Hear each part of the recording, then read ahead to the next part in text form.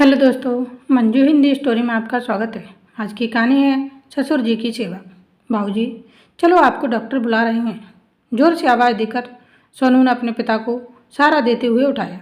Retire principal Mishra ji बेहद कमज़ोर हो गए थे और हृदय के ऑपरेशन के बाद और भी शिथिल। डॉक्टर ने आला लगाते हुए पूछा, इन्हें अब क्या परेशानी है? जी, कुछ खाते ही नहीं। दिन में कई बार शौचालय जाते हैं, फिर भूख भी लग जाती है।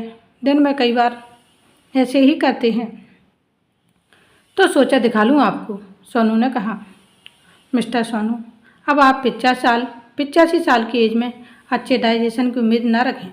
ये मान लीजिए कि अब ये ऐसे ही रहेंगे और ऐसे ही चले जाएंगे। पिता को घर लाकर पत्नी दिव्या के गले लगकर सोनू रो पड़ा।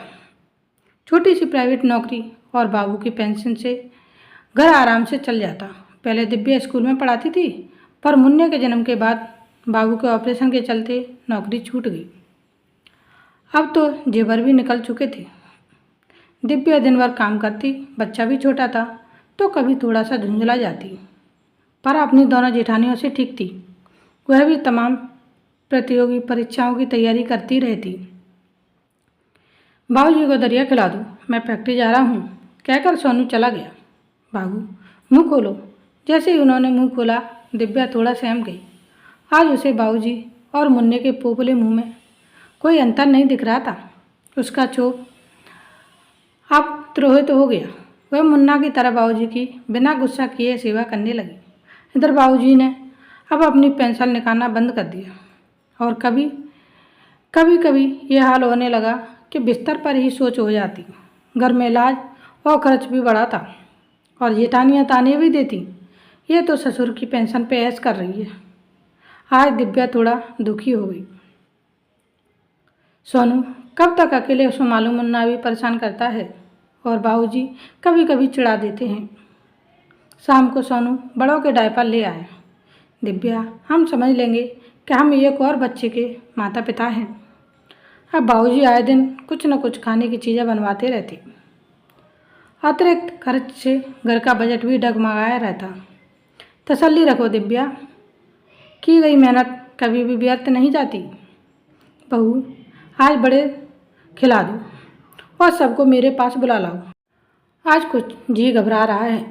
बाबूजी, सब ठीक हो जाएगा, आप परेशान मत हो, कहकर दिव्या बाबू के लिए बड़े लेकर आई। उन्होंने बड़े चाव से खाए और कहा कि तेरे हाथ में मेरे माँ जैसा स्वाद है। धीरज का फल जरूर मिलता है बेटी।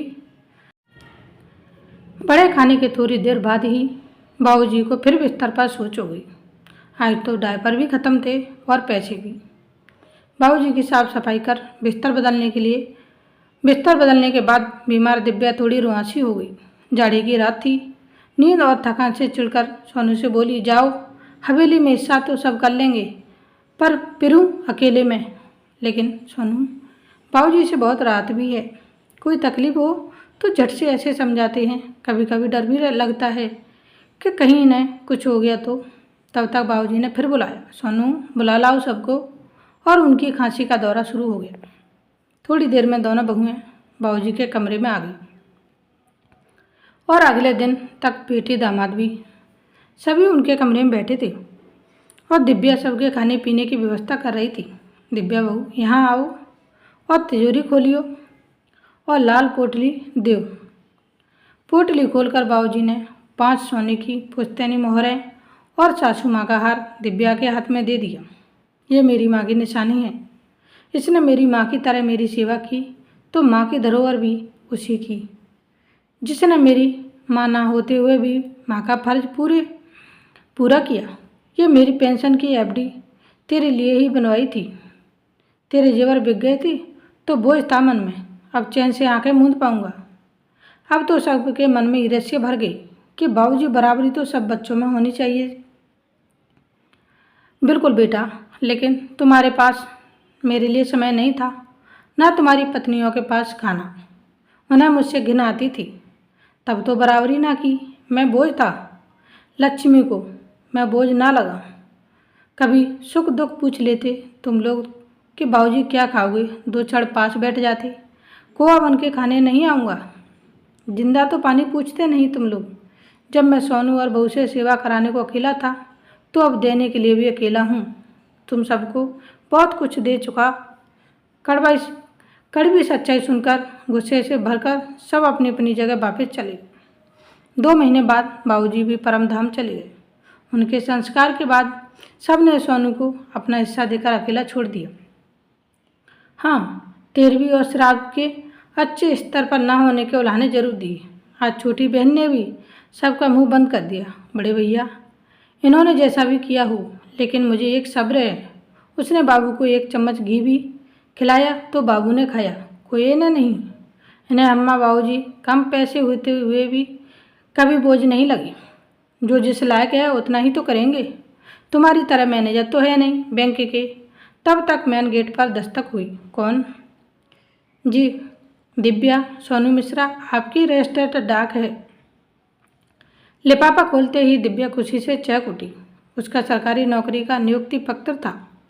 उस तस्वीर में बाबूजी मुस्कुरा रहे थे। आज सच हो गया था। रिटायर मास्टर बस शिक्षा ही दे सकता है।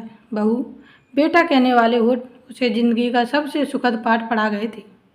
उसे याद आई उनकी बात, वो साक्षर है। तुम शिक्षित हो। 4 अक्षर पढ़कर अगर लोग शिक्षित हो सकते हैं तो व्यवहारिक ज्ञान का महत्व शून्य न हो जाता। उसने श्राद्ध से नियुक्ति पत्र बाबूजी की तस्वीर के आगे रख दिया। आज की कहानी यही समाप्त होती है। मिलते हैं नई स्टोरी वीडियो के साथ। Thanks for watching. Please like share and subscribe. धन्यवाद।